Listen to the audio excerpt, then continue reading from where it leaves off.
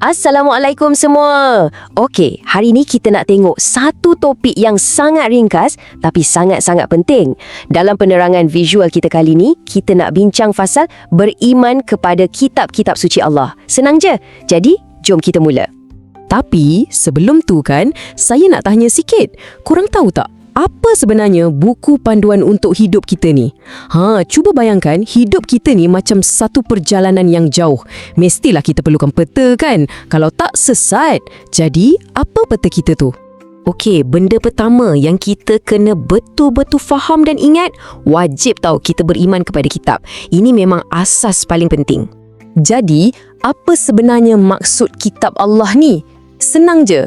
Kitab Allah ni sebenarnya adalah kata-kata Allah yang diturunkan kepada para nabi. Kenapa Allah turunkan? Sebab Allah nak bimbing kita semua ke jalan yang lurus dan betul. Itulah panduan utama kita.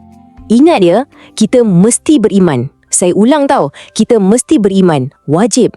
Kita kena sentiasa percaya dalam hati yang kitab-kitab Allah ni wujud. Dan ia adalah panduan untuk kita. Seterusnya, jom kita kenal pula 4 buah kitab Allah. Ada 4 je, jom kita hafal sama-sama.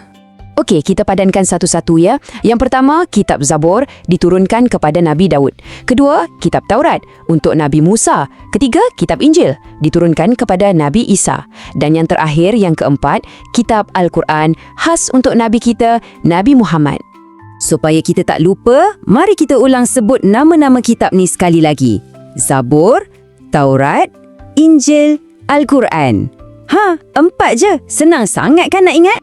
Sekarang, kita nak fokus lebih sikit pada kitab suci yang terakhir ni, Al-Quran, sebagai panduan hidup kita. Cuba tengok kat sini. Nampak tak pakaian murid-murid perempuan yang pakai tudung dan ustaz diorang semuanya sopan sangat, menutup aurat dengan sempurna. Macam ni lah panduan Al-Quran mengajar kita adab.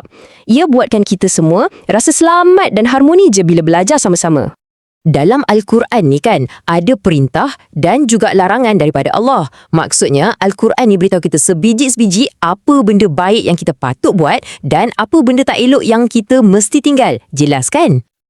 Dan yang paling istimewa fasal Al-Quran ni, ia akan sentiasa terpelihara sampai hari kiamat. Allah sendiri tahu yang janji akan jaga kitab suci ni selama-lamanya. Jadi, kita tak perlu risau. Ikut je panduan dalam tu dengan tenang dan yakin. Okey, apa pula jadi kalau kita betul-betul yakin dan beriman kepada kitab? Mestilah ada kebaikannya kan? Banyak benda gembira dan positif yang akan datang dalam hidup kita. Pertama, iman kat dalam hati kita tu akan makin bertambah kuat. Kedua, percayalah hidup kita akan jadi sangat-sangat tenang. Dan yang ketiga, ni yang paling best, Allah akan makin sayang dekat kita. Kalau kita tengok sini, nampak tak semua murid perempuan tu bertudung dan jaga aurat dengan sempurna? Cantik kan? Bila kita semua sama-sama ikut panduan Al-Quran ni, kita sebenarnya tengah bina satu masyarakat yang sangat sejahtera, harmoni dan saling menghormati. Tapi macam mana nak buktikan yang kita ni betul-betul beriman dengan kitab Allah? Takkan cakap kat mulut je kan? Kita kena tunjuk dengan perbuatan kita hari-hari. Ini caranya. Pertama, kenalah rajin solat 5 waktu. Kedua, cakap jujur, jangan berbohong. Ketiga, kita jadi orang yang amanah. Dan yang keempat, dengan elok ya, kena sentiasa tutup aurat dengan sempurna. Nampak? Benda-benda mudah macam ni lah yang jadi bukti kuat iman kita. Ada lagi satu tindakan yang sangat mulia, iaitu kita baca dan cuba faham apa maksud Al-Quran tu. Bila kita rajin belajar dan hayati Al-Quran, itulah bukti paling besar yang kita ni betul-betul hargai panduan yang Allah bagi. Jadi, sebelum kita habis, cuba fikir sejenak.